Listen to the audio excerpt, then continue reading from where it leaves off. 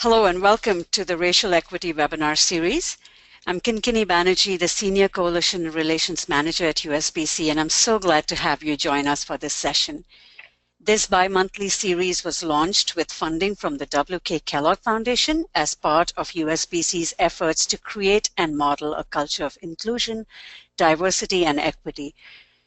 It's focused on building capacity of the breastfeeding field to apply both an equity lens to inform and guide our strategies and activities, as well as an equity mirror to examine our coalition and organization's internal structures, cultures, and policies, and understand how they might be fostering or hampering true inclusion and equity. The USBC website houses more than 20 online learning communities on breastfeeding-related topic areas from the Surgeon General's call to action and beyond. These learning communities are open to all site users, so explore our website, find the one that's of interest to you, and please join our learning community. And as you can see that we have blog posts, we have file libraries, and these are vibrant places for learning and for collective learning and sharing. So the Racial Equity Learning Community is at www.org/equity and community.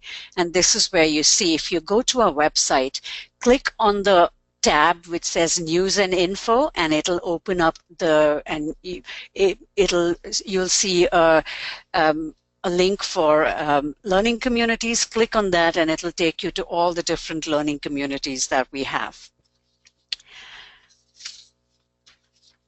The slides for today are posted on the webinar page, and the recording along with all the other any other materials will be posted in the Racial Equity Learning Community as well as on the webinar page. So these are the links for the learning community, and if you look at your chat box, we also have the link in your chat box. So click on it if you want to go and visit and download the slides from today's session. So we have a lot of participants in today's session, and all participants are in listen-only mode, and we'll have about 20 minutes for Q&A and discussion at the end of the presentation. But we encourage you to submit your questions at any time during your webinar and type the questions into the question box, and then I will moderate the Q&A at the end and present them to our presenters. So here's how you get your questions in. On the right side of your screen, you should see a control panel. If it's minimized, just click on that orange tab with the arrow, white arrow, and it will pop right back out. So go down the different tabs, and you'll see just under the audio tab is a blue tab for questions. Click on that tab, and it'll open up a text box for you to type your question in. During our session, if you have any audio or other technical issues and problems, please email office@usbreastfeeding.org, and our staff should be able to help you. And that brings me to today's topic, the power of we, serving our diverse communities. I cannot think of a more apt time to be discussing the strength of our rich diversity. One of America's historic strengths has been our ability to incorporate aspects from many different cultures to create a stronger whole. During this session, author Juana Bordas will discuss her award-winning book, Salsa, Soul, and Spirit, Leadership for a Multicultural Age, and invite you to be an integral part of our vibrant multicultural future. We will learn how to embrace diversity as an opportunity to grow, be proactive, and become a more effective leader. Juana will share leadership practices from communities of color that center on the common good, collaboration, and social responsibility, leadership that fosters everyone's capacity and builds community. By harnessing the principles of diversity, inclusion, and equity and inclusion, we demonstrate our interconnectedness, the ancient connections between mother and child, and the power of strong, resilient communities. Our future well-being rests on the power of we, on our ability to support each other and work together. And I'm delighted to introduce our presenter for this session, Juana Bordas. Juana is the president of Mestiza Leadership International, a company that focuses on leadership, diversity, and organizational change. She was the first president and CEO of the National Hispana Leadership Institute and the founder of Mi Casa Women's Center in Denver, Colorado. I cannot do justice to the vibrant, warm personality and the amazing accomplishments of this fearless leader. Juana has won numerous awards for her books and her work. For her contributions to women, she was initiated into the Colorado Women's Hall of Fame. She received the Wise Woman Award and the National Center for Women's Policy Studies.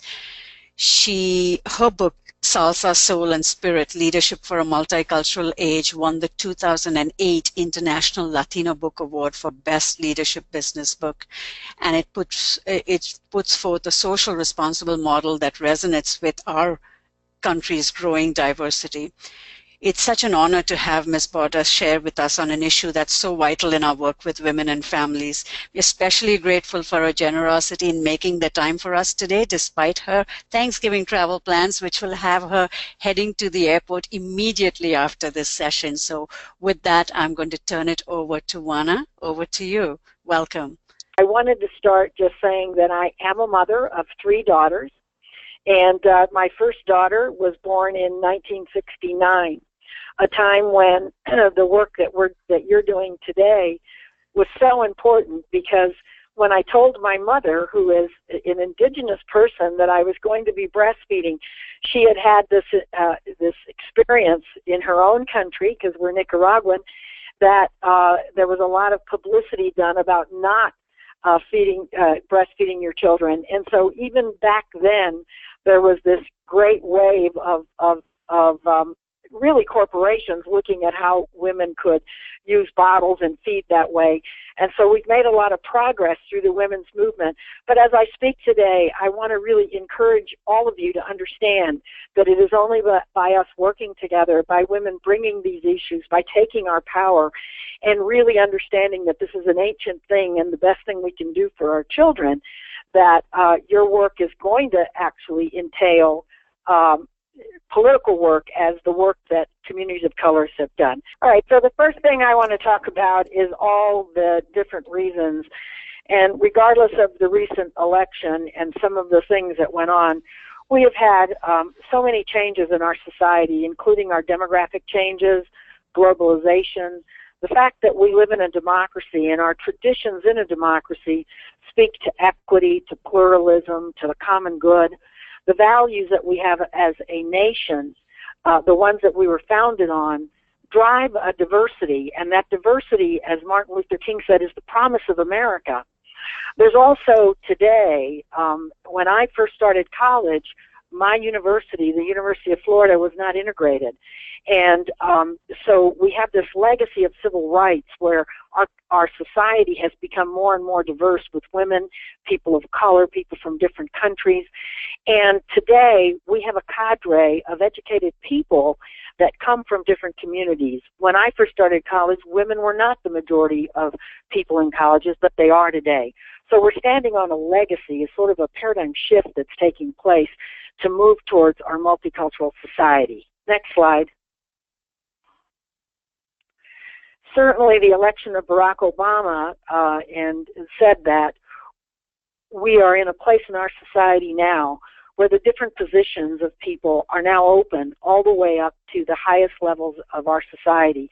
And we have people from different communities that are in leadership positions.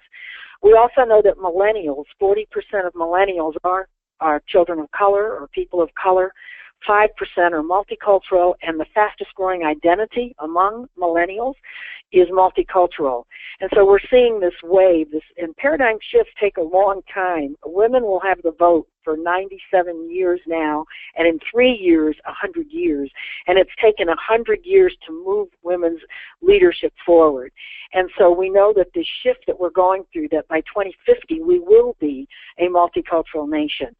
Studies have shown that you get better education in a mixed group, in a team that has diversity. It's good business practices. Just the Latino market is the 8th largest GNP in the world, And it's the essence of community for people of different ages and cultures and nationality and ethnic groups to come together to build community, which is certainly one of the traditions of the American democracy. Next slide.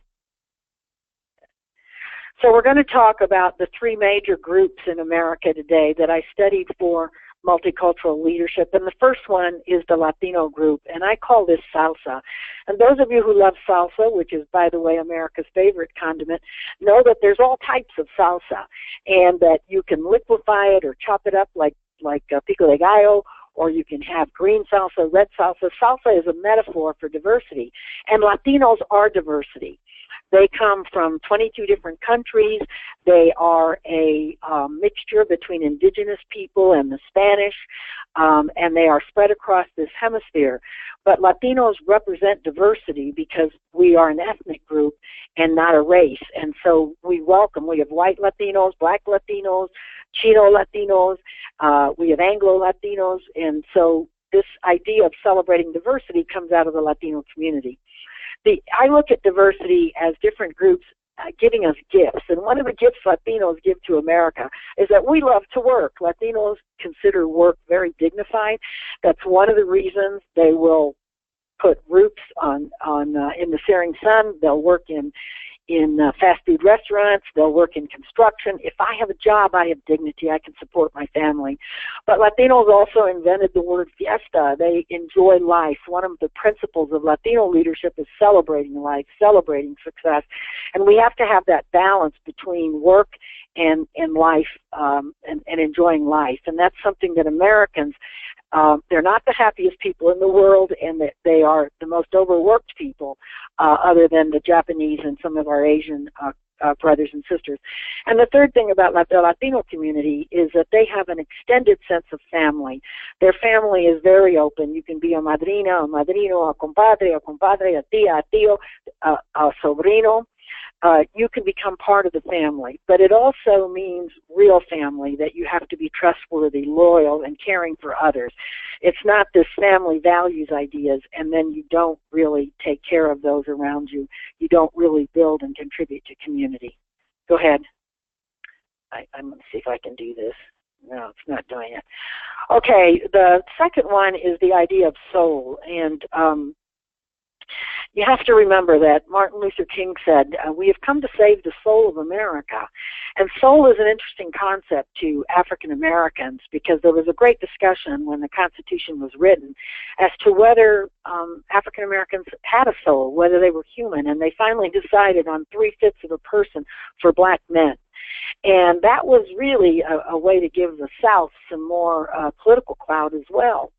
But black people, leadership is about transformation, about transforming something that maybe is a challenge into an opportunity, transforming a community that has had so many obstacles, who came over here as slaves, into a community that is vibrant and resilient. And so soul became an integral part of the black community. Soul brother, soul food, soul sister, soul became the essence, and the church became the dominant institution that carried black people forward. And black leaders even today have that sense of soul and spirituality that drives their leadership. 3 of the gifts that black people bring to America, one is resiliency. If it doesn't kill you, it makes you stronger. That whole idea that we can become resilient through our challenges, which they did, and today are showing that ability to be resilient through difficulty. The other thing, similar to the Latino community, black people have a deep sense of relatedness.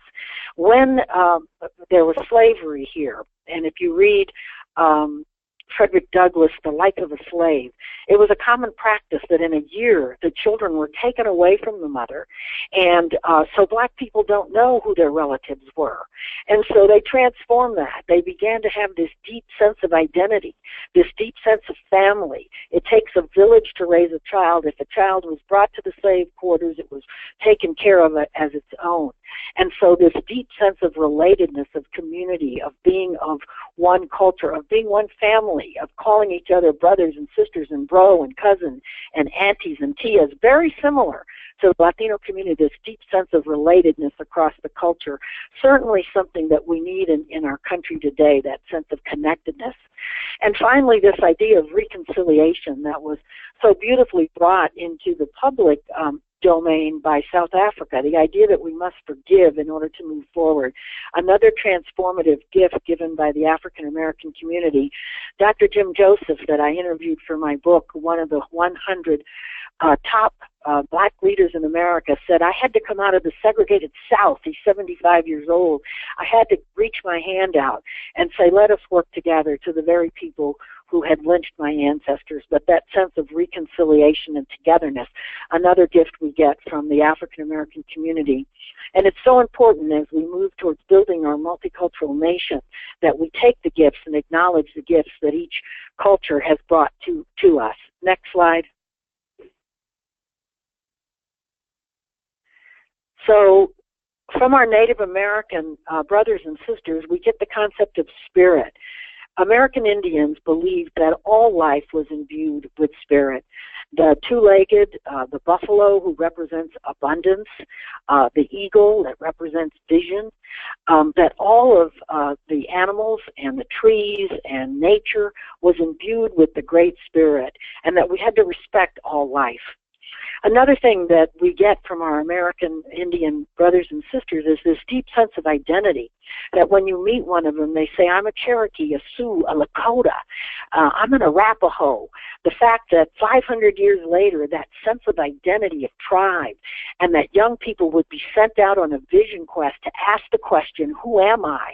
Why am I here? What are my gifts? What is my name, my essence? And that sense of identity that's so important to your organization, to the people that you work with, who am I? That strength of that comes from our Native American community. Again, the interconnectedness, that they take this to another level, not just with people, but with all of life. And finally, the concept of inspiration. If you want to hit this thing again, there should be something on the bottom, yes. This whole idea of inspiration and prophecy and dreams and vision. For leadership, vision is the engine. Vision is the magnet. Vision is which draws us forward into a higher future state. And for American Indians, inspiration is real. It's the source of all life. And so one of the prophecies that came out of the American Indian community in the 1990s was the Hopi elders, who came together and said, in these times will come a new tribe, a rainbow tribe, an iridescent tribe that will represent the beauty of humanity. They will come to heal the earth, to bring peace and understanding, and undo the damage done by previous generations. And then the Hopi elders said, the time is now. We are the ones we have been waiting for. And so in prophecy, they have seen and foreseen the future and invite us to be part of this great new transition, this paradigm shift, this new level of evolution for humanity, where we will welcome the inclusiveness and the multicultural gifts that all cultures bring us. Continue. So this is just a very short thing, particularly because you work with women. And if you want to just put the whole slide up, thank you.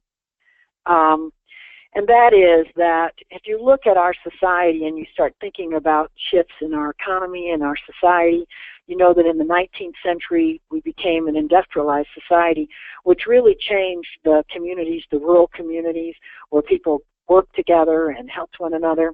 And one of the things that happened is that the urbanization brought social class structures, and in the industry you had, the president, the vice president. This is where the directors, the supervisors.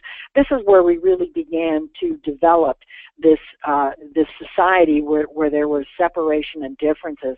In the 20th century, the biggest change that happened was women going into the workforce, which is something that you deal with in your organization. Because in the past, in the rural communities, we didn't have that kind of mother and child separation that we have today. And so we can see this transition that I talked about, where in 3 more years, women will have the vote 100 years, and they have transformed society through education and through their participation. And what I want you to think about is that in this century, Hispanics will be the same sort of force. If we stepped back and were able to see the future, you're going to see Hispanics having the same kind of influence in America and the same demographic dominance that women have today. Next slide. So our first principle of leadership that we need to look at that's very different than leadership in mainstream community or the mainstream society is Sankofa. And Sankofa is to honor and learn from the past. Very important to be able to remember and to be able to not repeat the mistakes of the past. Sankofa comes from the tradition of Africa, but it is very revered by Black intellectuals. It is a bird that's looking backwards, symbolizing the insights and knowledge we gain from the past.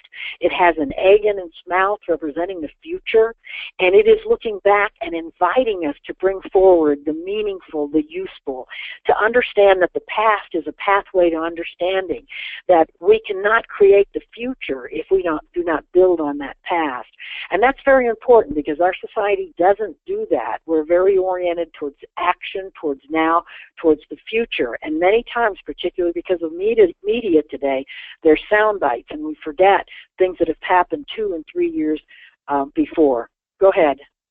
Is there any way I can fix this so I can do this slide thing? If you open, you will have, if we see your desktop, Juana, you will have to have your PowerPoint open. Okay. That's the only way that you can, you can't. Okay, so we know that we don't do this in our society because we have to have Black History Month, Hispanic Heritage Month, Women's History Month, American Indian Month, Gay Pride Month. Why? Because our history was written from one perspective. It is not the history of all of our people. It is not the history of the women who built the West. It is not the history of Latinos who toiled the soil. It is not the history of Black people who have made so many contributions. So we know, even from us having to do this, that we really are in a society that has an exclusive type of way of looking at history. When I stop talking, just move aside, please. Thank you. But one of the most important things for me that live in the Southwest is the fact that 1/3 of the United States was Mexico 150 years ago. And so this tradition of the Hispanic community is across the Southwest, but the Spanish went all the way up into the San Juan Islands, into Alaska, into South America. And when this war was fought, it was agreed at that time through the Treaty of Our Lady of Guadalupe Hidalgo that from this time forward, English and Spanish would be the official languages in 1/3 of the United States. And of course, there's only one state that kept that promise, and it's New Mexico, the land of enchantment where 3 cultures live together. And they do all of their business in both Spanish and English in the government. And so we have to remember this past, because when people want to understand, we've always been a multicultural nation, and Latinos were here. The Spanish were here 100 years before the Anglo settlers came to the United States. And I have on the right the ranchero who, when the white settlers came to the Southwest, because Spain had been here 100 years, there were schools, there were churches, there were ranches, there were mines.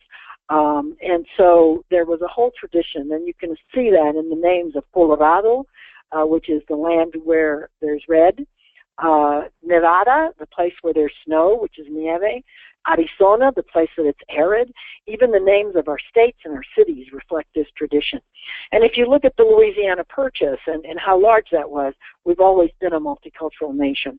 So people that don't understand our history, that don't understand that we are a nation of immigrants that have come from all over the world and that we have people who have been here, that this is our tradition, this is our heritage.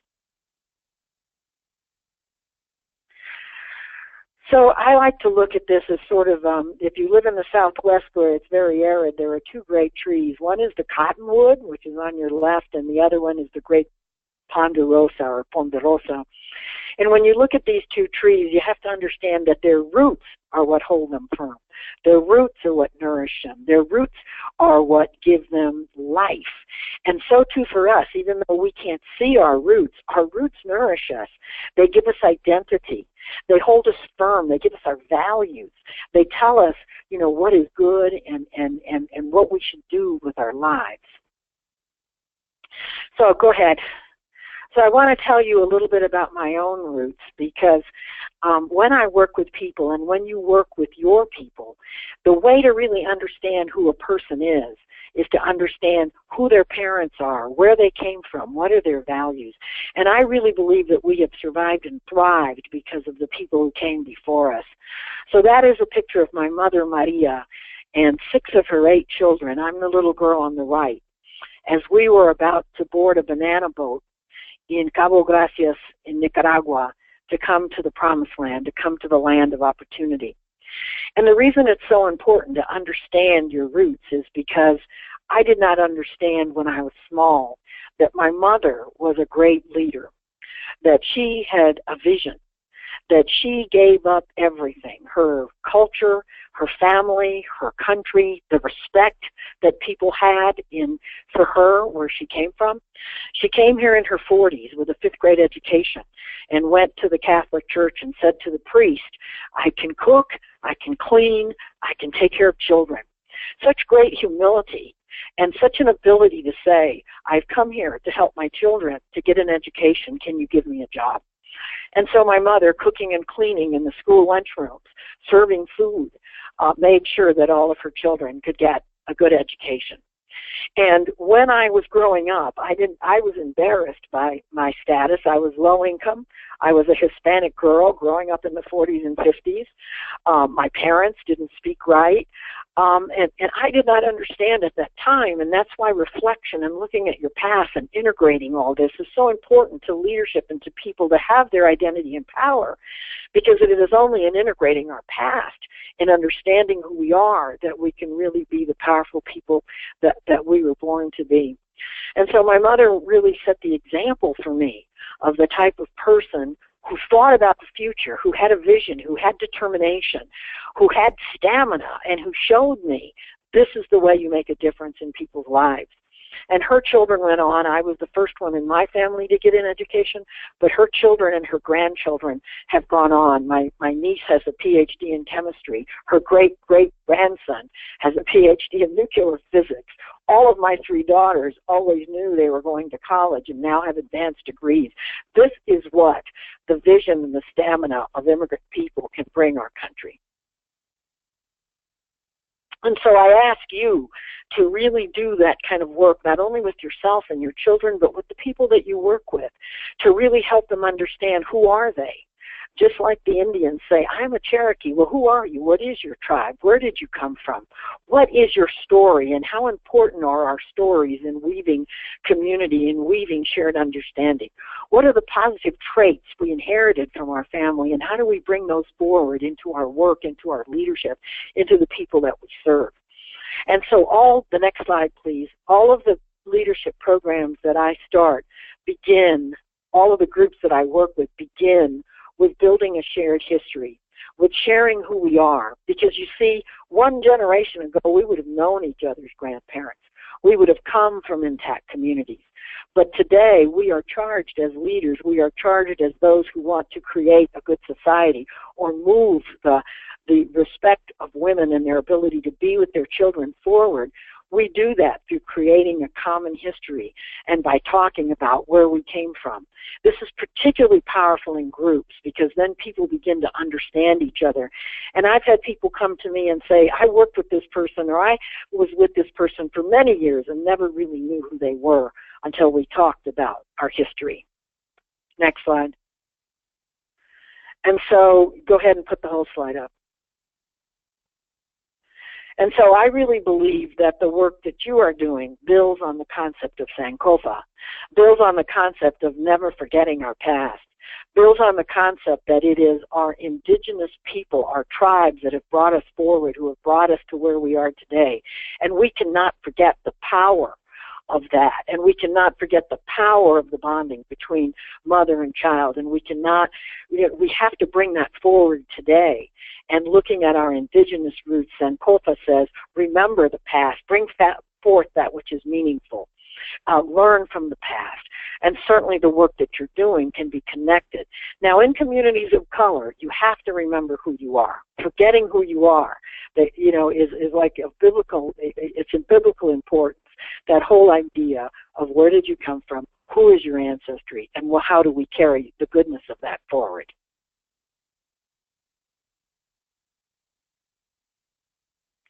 So the second principle of multicultural leadership is this transition from I to we. In the American society, individualism has been valued, and there's even myths about, pulling yourself up by your own bootstraps and that you do it on your own. But we know, particularly you who work with families and see the vulnerability of children, that we have done nothing on our own, that we have been nourished by a family, a village, a community, a tribe, and that it is that power of we, that connection that made it that that people became sorry, I was checking the time, that human beings rose to the top of the evolutionary pile. It was because of our ability to connect, to develop language, to work together, to develop herding and agriculture. And so there's a saying in the Latino community, si se puede, which means yes, we can, not yes, I can. No, together, collectively, working with the same vision, we will achieve what we need to achieve. And the same thing in the African American community, the word we shall overcome. That means solidarity is our strength. Solidarity is our salvation. And American Indians explained it to me like this. They said, we weave, back to the basket, please. We weave baskets, and those baskets are so strong that they can hold water, and each strand has to be strong for that basket to be able to do that, to be able to carry things. And so, too, each individual must be strong in the collective. We want you to be all you can be, but in the service of the we, in the idea that we do it together.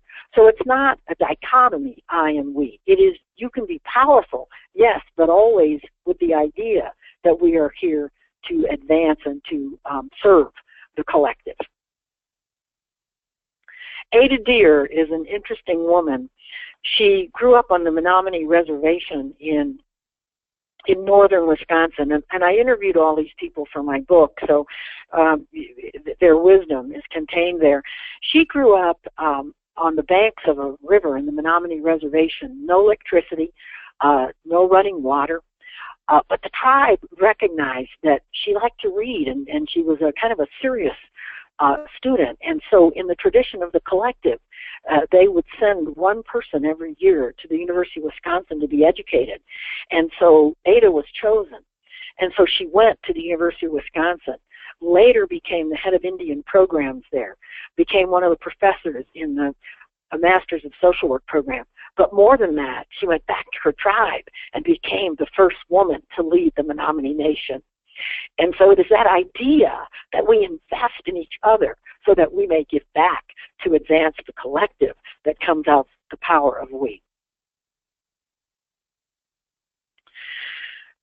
I believe in convergence, and I also believe that as you have these transformations in human evolution, you can see different ways that this we is beginning to replace that sense of I. And I know some of you are thinking of the last election, but I am positive that this is moving forward because it is too great a force whose time has come. Millennials say that they are Generation We, and we know that from working with them, that they are connected, that they see each other as a group, that they respect diversity, that they care, their ability to contribute and their the studies on their volunteering is very high. And so here is a new, and it is the largest generation that's ever existed. It's larger than the baby boomers, and it is global. And so here's this new force, this Generation We, and so we can feel that wave, that understanding that we're moving back to a collective society. Women in all cultures are we-focused. and other-centered. When I first started studying about women's psychology, for women, our relationships are more important and drive our identity. Not our jobs, not our profession, but that connection that we have with each other. And this we orientation that we have, this is what builds our inclusive communities. This is how we can look at our values and share what is it that holds us together. And this is how we develop a collaborative spirit that moves us forward.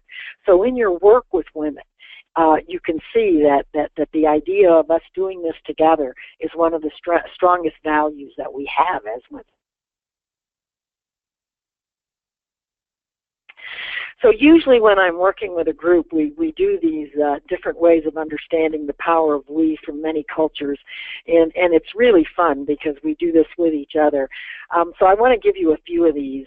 In the Zulu tribe, when they greet each other, they say upakate, and that means we are all together on the inside. So the recognition that people are the same, that the human experience joins us together.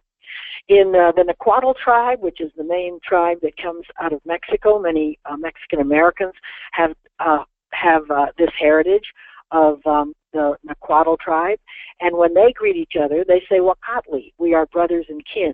That whole idea. The Mayans as well, their greeting was Incatesh, and that meant I am you and you are me, and I see myself in you. In the Latino community that comes out of those two traditions, we have the idea of comadres and compadres. And these are not people that are related to us. These are just people that we have a kinship with, that we believe are part of our family, that we have common values with. And so you can call a Latina that you work with your comadre, which means, hey, we're doing this together. We have that same sense of unity. So go ahead. For those of you that treasure the Asian tradition, the namaste that bows, the whole idea that the spirit in me bows to the spirit in you, the whole tradition that we all have that Buddha nature, that Christ spirit, whatever it is that you want to call that higher power within you, that is the same in all of us. And we bow to that to each other. We respect each other because we all have that spirit that the American Indians called the Great Spirit within us. If you look at the Lakotas, the Sioux, the Cherokee, when they greet each other, they say, Mikatuye oase.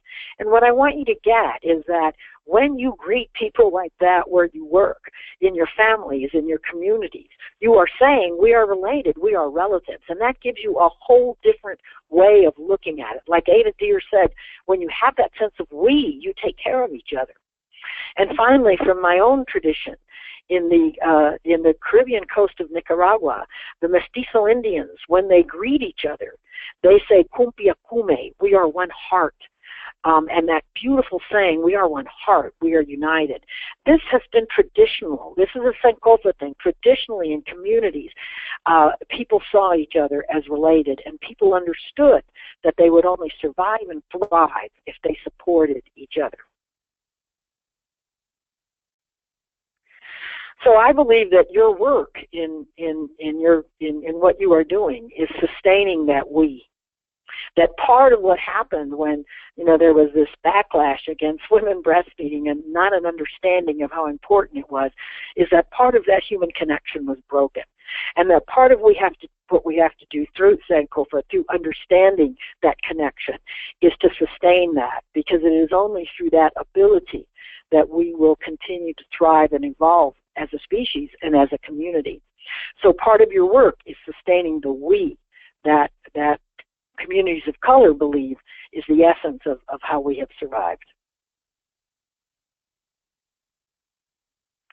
The third principle, and I give you these three principles because if we're going to change the way we lead and if we're going to change society, we really have to do some paradigm shifts. We have to switch the way we look at history. We have to switch the I to we, and we have to switch materialism to generosity. There's some other things on this slide. So, mi casa su casa, that's the golden rule of the Latino community. My house is your house. That success in communities of color is not that I have more, but that I share. American Indians say, in our communities, we recognize that if somebody takes more of their share, it damages the tribe, it damages the collective. And so success is being able to give to share to others. In the dominant culture, how much are you worth was based on how much money you had. And that individual success and status, people looked up to people that had money, but in the communities of color paradigm, it's the reverse. If you take too much, you're not respected. If you're generous, if you share your time, if you share your knowledge like you do, if you go into communities and reach out, you're respected for that. And this is going to be very important because, as we're going to see, in communities of color, leadership is conferred on you. People have to say you're a leader. It's not your position. It's whether people really believe you've made a contribution. You have the well-being of people in your heart and in your mind. And part of this is, are you generous? And so that's another paradigm shift. Not do we have more, but how much do we share with others? So I'm not going to cover this slide too much, but we know that there's one more. We know that in our society today that we do have too much I and not enough we. You see it in your work. You see it in the fact that with this change in administrations, you're not sure whether this incredible work that you're doing, that is building the fabric of society, which is sustaining the future, may not be a high priority. That has a lot to do with the poverty rate, the gap between the rich and the poor that millennials are so concerned about because it jeopardizes their future. The fact that we can't have healthy people because we still have people without health insurance. And the fact that we have put our young in debt. These are things that a collective society would not do. A society that thinks about the future, that thinks about the well-being of its people, would not have these kinds of statistics. So we know that as women, as people that work in the field that you do, as far as health, that we need to move to a more collective society. And that's the role of leadership in our society today. So here we have the generosity begins here. And when you look at what you're doing, could we please go back?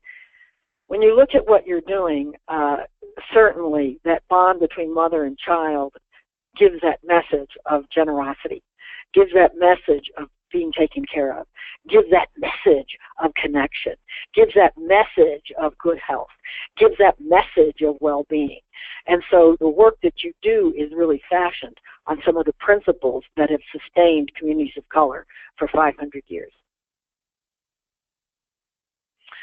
So one of the things we look at when we look at how do we build a multicultural society is the fact that in the past our culture was built on assimilation, and people were asked to give up their names when they came to Ellis Island, when they immigrated, to give up their languages and to cut their roots, to forget about saying Kolfa, forget about their grandparents. Some people don't even know where they came from and who their ancestry is.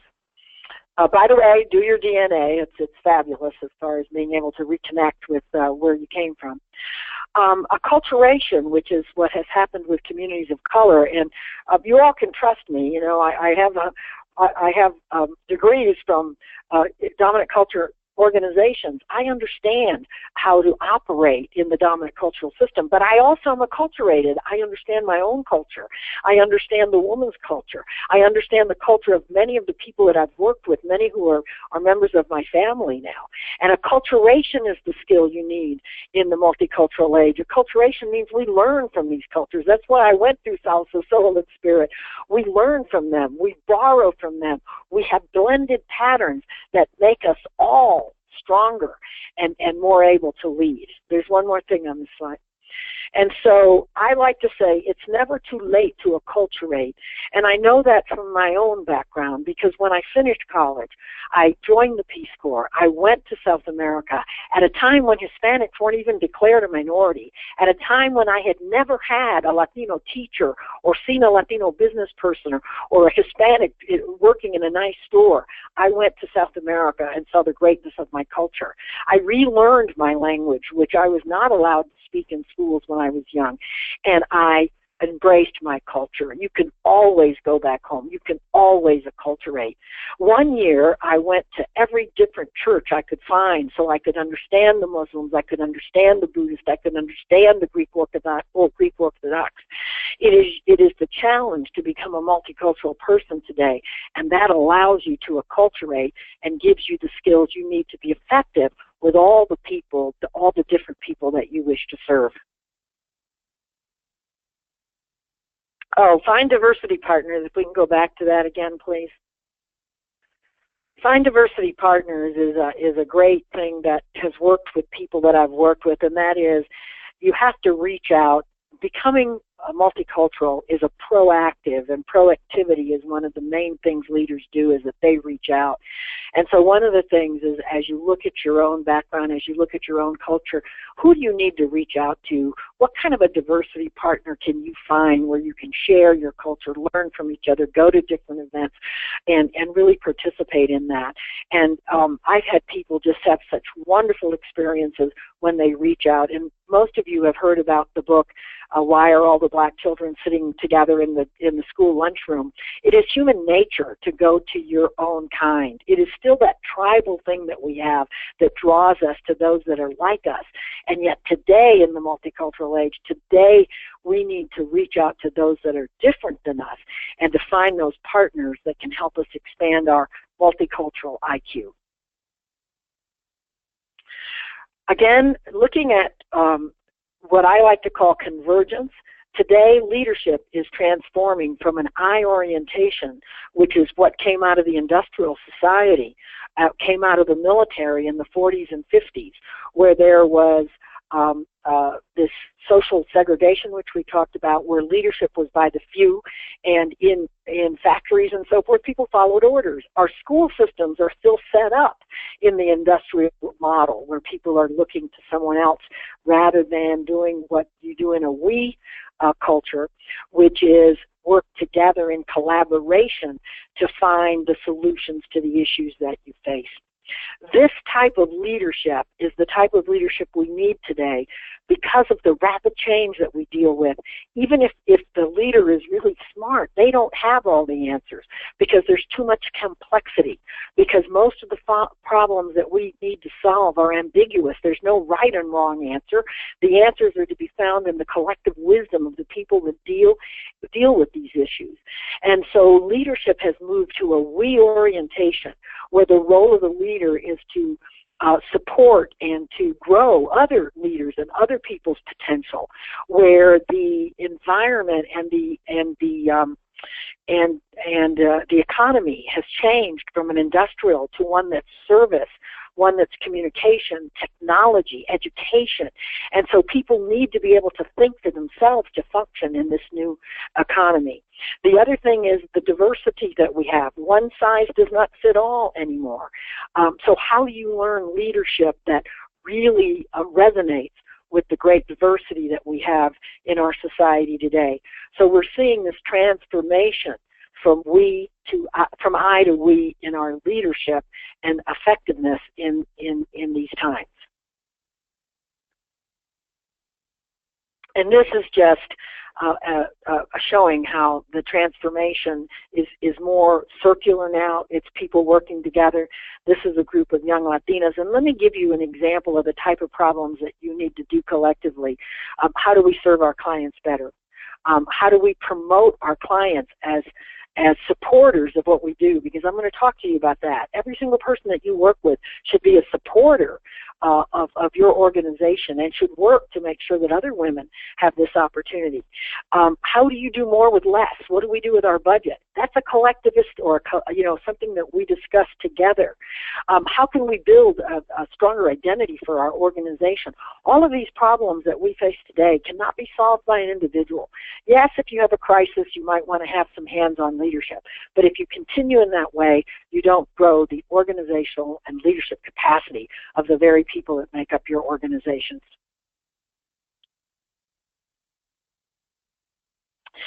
You would be interested in the 7th generation rule because it's really about the kind of work that you're doing.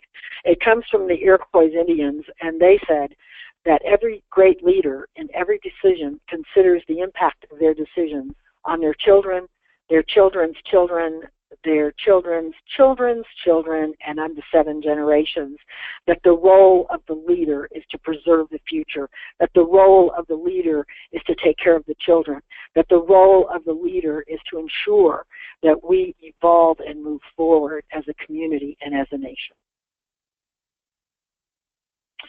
3 principles of multicultural leadership that I found as I studied leadership with communities of color. The first one is a leader among equals, that everybody has leadership capacity, and that the leader has to treat everybody the same, whether it's the person that's cleaning your buildings or the CEO or the client that you serve. We treat everyone with the same respect and deference.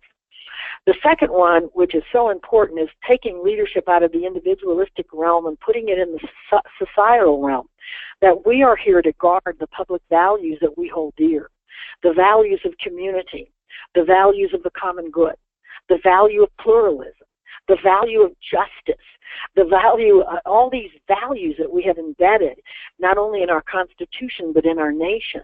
The value of inclusiveness, because we are a multicultural nation. And so we as leaders have to guard those values. And one of the things that's happened in our society is that leaders are really concerned about individuals and how they live their lives, whether it's the backlash against the gay community that we've seen at times, the backlash about choice for women. These are individualistic decisions that I have to make, or you have to make as an individual. It is our job as leaders to look not at how individuals act, but what are the public values that we want to hold dear in our society. And so that, again, we're looking at individualism rather than how do you create this and nurture a society where people are respected. And the third one is that it is the job of the leader to not only serve people, but to serve communities and to build that sense of community with people, because in that, the power of we is unleashed. We're going to skip that. So this is a leader among equal, and of course many of you have heard the quote by Martin Luther King, anybody can be great because everyone can serve. And I said everyone is treated with respect and courtesy. Second of all, we talked about leadership is conferred on you because of the way you have contributed, because of your values, because of your desire to include and grow people. And the third one, which is really important today, is that you have to walk your talk. In the Latino community, we call it personalismo. What kind of person are you? Do you live your values? Do you represent for people the way that they should live as well? Do you treat them the way you want other people to treat each other? And so this whole concept of walk your talk, then leadership is conferred on you because you have treated everyone with respect and courtesy. So it's a much different thing. And by the way, in my work with my Latino community, in my second book, The Power of Latino Leadership, I identify another principle, which is leadership by the many. Because when you have the leader as equal, you also have every single person becoming a leader, and you create organizations where people feel empowered. And you create relationships where people feel equal, and they're able to contribute. This is really based on a very old concept, and if you go back to Sankofa, indigenous people were servant leaders, and Robert Greenleaf brought this into a modern context in 1970 when we were just beginning this transition between hierarchical leadership and more collective and collaborative leadership. And he talks about the servant leader having this feeling that they want to contribute or serve. And that's important because we were told as we were growing up that, you know, people are motivated by self-interest. And he says no, and we know this. We feel the best about ourselves. We feel the most empowered when we are able to give. And he says once you have that feeling, then leadership is a choice. You know, the idea of being proactive, the number one habit of highly effective people, be proactive. You choose and then you aspire to lead because you want to serve at a higher level. And how do you know you're doing this? Because you're making sure that people's highest priority needs are being served. It's not about you, it's about what do people need. What do people need on my team? What do people need in our organization? What do our clients need? What do we need to do today to ensure that this movement continues, that people that we serve become advocates for the very thing that we feel is important between mother and child, in community, and in building a healthy nation. So this is a picture of me when I was young, and since you don't see me, and I'm in my 70s now, you don't get an aha on this one, but this is me welcoming people to Mi Casa. And Mi Casa today is now the largest Hispanic serving organization in the state of Colorado. It's 40 years old, so that's me 40 years ago. And it was based on servant leadership. And here's the question. Do people you serve grow? Do they become healthier, wiser, freer, more autonomous? In other words, are they empowered? And do they want to serve then other people? And Robert Greenleaf asked a very important question, because leadership at that time was not about serving society. He said, what's the effect on the least privileged of society? And you might ask, what is the effect on mothers and children? You know, what are we doing so that society and they benefit in the future? So it's a different way of looking at leadership, because it brings in that sense of service, but also that sense of building community and the sense of empowering people. It's not a codependency model. You're not serving in order to have other people look at you. No, you're serving so that they can learn through your example and through what you give them how to become powerful themselves. So the second principle is the guardians of public value, and that is LaDonna Harris, the great Comanche leader. And in their organization, leaders are called ambassadors. They're there to help and to serve and to protect, and also to bring forward that which is best in their tribe and communities. And this is the best definition of leadership I've ever heard. She says, leadership is a communal responsibility. We are all responsible for leadership, with a concern for the welfare of the people or tribe. Again, so what is their highest priority need? How can we serve them? And then we share the work based on what needs to be done, our skills and ability, who has the time, who has the passion, you know, who can make this contribution. And so it's a shared responsibility with a focus on the welfare of the people we serve. Leadership is shared responsibility in promoting people's well-being. And again, we're talking about how do you infuse public values, values that we all hold dear, into your organizations, into our community, and into our society. The shaping of leadership as social activism was a natural evolution for collective cultures in which protecting and sustaining the we was the heart of a leader's responsibility. This emphasis is one of the sharp distinctions from mainstream American leadership. Leadership must address the barriers that perpetuate inequality and economic disparity. And again, that's Jim Joseph. I met him when he was the ambassador to South Africa, the only ambassador to present his credentials to Nelson Mandela. James Joseph, one of the top 100 black leaders in America.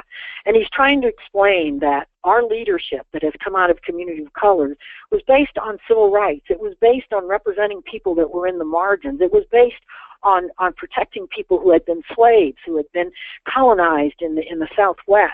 And so our leadership is very much an activist form of leadership, a leadership that protects the we, a leadership that says we have to build a different kind of society, and a leadership that I believe is needed today. And even though you might be saying, well, look, Juana, I just take care of women that need to breastfeed. That is a political issue. That is something that we need to be saying to every woman we serve. Can you help with this? Can you make sure that this continues? Do you do your piece to make sure our organization is strengthened? What is it you can contribute? Because it is all of our responsibilities. Leadership is social responsibility, and I also believe that leadership is spiritual activism, that if we really have a set of values that believes in what all faiths have taught, that we will work for the betterment of a different kind of society. How do you do community stewardship? First of all, you have leadership that's based on participation and consensus, working together to find the solution. Second of all, you create a community of leaders where we all are leading together, where each person has a role and feels valuable. You have to have a shared vision of where we're going together, and that vision has to be, woven from everybody's ideas, and that vision acts as a magnet, acts as a motivator for us to continue working together. You have to learn how to effectively communicate with different people. And within that, by the way, most leaders, including Martin Luther King and Nelson Mandela, my friend John Eckelhawk, who leads the Indian Defense Fund, they think listening is the main key that you have to have, that you don't make mistakes if you're really listening to people and really putting yourself at their service. And the third one is that we can only have strength if we have partnerships and connections. So who do you need to reach out to strengthen your organization? Who do you need to have at the table when you have a meeting? Who do you need to have as a community partner that will support your efforts or bring different resources? So community stewardship is really not looking at your job so in a limited way, but looking at it more as that you're there to create this stewardship of the community and the people that you serve. So another way that I do this when I work with people directly is that I talk about how do you create a community of leaders. Well, you can't do that if you don't know the talents, the passion, the background, the desires of the people that you work with. And so I have people do kind of a thing where they reflect on their own skills and talents, where they share what they would like to accomplish, where they talk about how different people can contribute. I, for example, am a very conceptual person, so I'm really good at concepts. I'm not so good at detail. And so when we work on a project, I'm good on the front end, but not so good on the planning and on the work plan and on the distribution and on the following up. There are people that are very good at that I work with. There are also people that are very good that have people skills that can reach out in community for you. So you have to know your people in order to be a good leader. You have to know their talents, and then you bring those together and you really talk about who's going to do what based on what they want to contribute and what are the talents, skills, and experience that they bring to the table.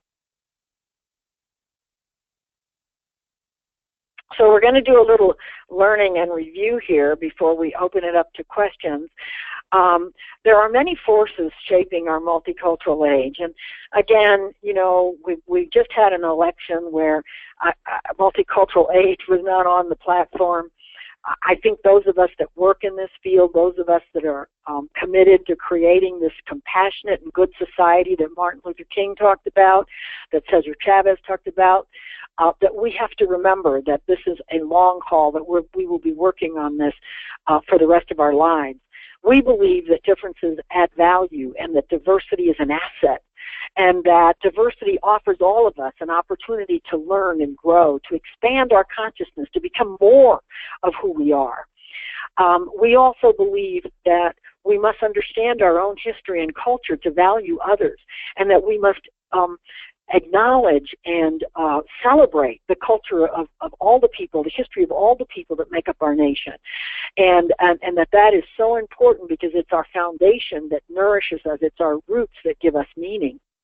We believe that acculturation is a choice and an opportunity, that we can acculturate, that we can learn about different cultures, that we can learn the principle of mi casa, su casa, and have that generosity, that we can move our organizations to egalitarian pluralism, not pluralism where people can be at the table, but we're not going to change our organizations. No, we're going to make our organizations that value the leader as equal, organizations that value leadership by the many, organizations that understand that the social context in which we lead means that we too must be activists in protecting and sustaining the we and protecting and sustaining the work that we do.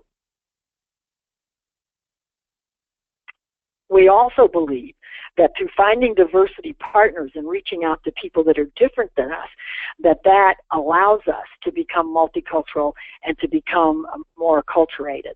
We know that women in all cultures and most cultures of the world are collective, that this individualistic paradigm that we've had in this country, this idea of raising yourself up by your own bootstraps, this idea of individualism is not really the reality of how human beings have survived and thrived, that cultures across the world are collective, that women are collective, that communities of color are collective, that it is in that power that we can build a good and compassionate society. Collective cultures base leadership on people, on serving the common good, on participation, on building a community of leaders, and understand that leadership is conferred on you because of your contribution, because that of which you have been able to do for the group, because people respect you, because you live your values. We also know that we is the basis for sustaining our work, that we, that bond between mother and child that you protect, sustains life, that it fosters that sense of community and unity around the common good, that it fosters participation, that we look at wholeness of people, and that we believe in enlightened leadership, leadership that serves the community and the people. We also know that leadership is shared responsibility, that we can look across our organization and our communities and figure out how everyone can participate, and that leadership, the purpose of it, is to promote the well-being of the community, the tribe, the family, the relationship between mother and child, and that we're committed to doing this because we believe in the continuity of life. We believe that we are here to sustain the earth and sustain humankind for 7 generations. And we have that long-term view that our work is sacred.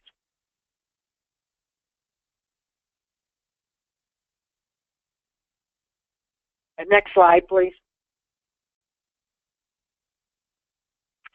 And so I repeat to you the prophecy of the Hopi elders who came together in the 1990s and looked across the future and said, in these times will come a universal tribe, a rainbow tribe that will represent the iridescent beauty of humanity.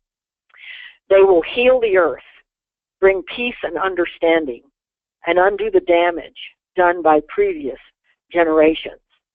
And then the Hopi said, the time is now. We are the ones we have been waiting for. And so I hope that my time with you today has really inspired you about the work you do, has enhanced your commitment to keep doing this at a higher and higher level, has helped you generate the idea that all the people you serve can be advocates and can be partners in helping you sustain the work that you do, maybe in troubling times, and that you will be able to look back on your life, as they say in communities of color, my legacy is what I leave my people. Thank you very much. I will take questions now. Muchas gracias, Juana. What a compelling, uplifting session and such an urgent call to action right now for us all to embrace the power of we. This is especially a time for us to be rethinking about how we are as leaders and doing our work moving forward. So I have some questions here. Let me, okay, I'm hearing a lot of thank you very much from well, if you really want to thank me, buy my book. Yes, so we definitely, for folks, I'd recommend that please go to Juana Bordas' website. It's www.juanabordas.com, and then these 2 books, The Power of Latino Leadership, Culture, Inclusion, and Contribution is an award-winning book, and the book Salsa, Soul, and Spirit, Leadership for a Multicultural Age that I'm reading right now cannot put it down. It's just such a compelling book and so relevant in the world that we live in the world that we play in, and in the world that we work in. So, Juana, I have a question. We have lots. Love you, Juana, from Liz Chiang. Thank you. And then one of the questions is that there were, in the power of Latino leadership also, where you speak about just how some of the core values of the culture are some of the principles that richly illustrate how leadership is people oriented. Can you speak a little bit more to some of those principles? There we have just 5 minutes more, so we want to make sure that you in the Latino community, you mean? Yes. Yeah. Well, I actually think, I started thinking about proverbial wisdom. And it's really the wisdom of the proverbs that we were all raised with. A woman's proverb, for example, is a stitch in time saves 9. That we've got to work now so that things don't unravel. And so one of the ways I work with Latino leadership is I look at our dichos or our proverbs like mi casa su casa, which changes the whole paradigm. There's another one in the Latino community called si no trabajan, no comen. If you don't work, you don't eat. And it's kind of a funny saying because it means everybody's got to work, everybody's got to contribute, and then we share the food, you know? And so I think one of the things that you all could take from this is when you're working with people, you know, kind of explore these proverbs, because Latino leadership is really based on our culture. And our culture is based on the values of familia, family, respect for everyone. Latinos are very courteous and very modest if you look at the traditional culture. And so that sense of modesty and courtesy that we need to bring to our work. You know, we have to have that deep respect, that namaste respect for everybody that comes from inside, respecting every single person for who they are. And so Latino leadership has that sense, but Latino leadership is also international because 40% of our growth, I'm Nicaraguan and Mexican. I sometimes have a Latino class where I'm working with people from 10 different countries. And so we're moving into the global age, and so Latinos have that sense of that global community, and it's also intergenerational. We are an intergenerational community, and actually we all are. We have 4 generations in the workplace today, and it calls on all of us to start bringing, you know, that's another diversity issue. How do we build an intercultural leadership model to have such respect for the millennials who think different than we do, and yet for them to respect the wisdom of the elders? So there are some things about Latino leadership that are unique to that culture, and you can read more about that in that book. Or if you want to go on my YouTube channel, I have 3 lectures where I'm actually lecturing on Latino leadership. And we will be sure to put that link on our website webinar page so that you all can go to that and listen to those as well, because I have those YouTube videos, again, are very, very fabulous sessions over there. And Juana, just one last question. I know that one of the things that you said was, you know, for us to be leaders, and many of our participants on the webinar here are chairs, presidents of coalitions. They're all in leadership roles, not only in their state coalitions, but in their jobs, and really being guardians of public value and having authentic engagement with the communities that we work in, where you said that, you know, ask them how they could be our ambassadors and supporters, include them in the early decision-making process. I think one challenge that we have often in the public health field is that when we work with communities, we think of what we can do for them, not with them. And, you know, how we think of our minority communities often as riddled with problems rather than with strengths. And so some of the ways in which you have engaged authentically would be really helpful. 1 or 2 tips on how you've engaged in even the work you did with Mi Casa. Well, and well, first of all, yes, coalition building is also one of the principles of leadership in communities of color, and particularly in the Latino community, it's the model that we use. Most of our national organizations are coalitions, like the National Council of La Raza is a coalition of 350 nonprofits across the country. LULAC, the League of Latin American Citizens, has affiliates across the country. So we recognize the power of that, of bringing people together and having that shared vision that I talked about. Coalitions, however, mean that, you know, that you have to have common interest, and that it's a give and take. So if you bring someone to the table, you have to be there for them when they have an issue. But I see a lot of opportunities to strengthen those coalitions, particularly today, because there's going to be a lot of organizations that will be perhaps under fire, having to sustain yourself. So one of the things that happened, and this is a Sencosa thing, a historical thing, back in 1980, I was running a youth program at Mi Casa, and it had federal funds from the Department of Labor. And it was a great program because back then, women were not in non-traditional jobs, and it was a youth program to help young Latinas explore non-traditional jobs. And we did everything from construction to media to health assistance and, you know, that kind of thing. And, of course, at that time, you know, secretary, there's nothing wrong being a secretary, but secretary, teacher, nurse. There were very defined roles for women in the 1980s, and this was even before we had Title IX. And so Ronald Reagan was elected in 1980, and the federal funds were frozen. And the program had an $80,000 budget at the time, which today probably, would be like $300,000 or something. The funds were gone, and we had been chosen for national replication as an exemplary program. So here's this small Hispanic Women's Center in the barrio of Denver, and we've got this great program, and I had a celebration, and I called everybody who worked with youth to come forward. I called all of our supporters. I called the educational people, and we had a party, and we celebrated the fact that we were going to keep this program going. And the next year we ran it on $22,000 because of the volunteers that we were able to bring forward. But you have to have that vision. You have to have that sense of this has got to continue because it's serving our young people. This has got to continue because the health of our nation depends on children, being breastfed. By the way, I went to the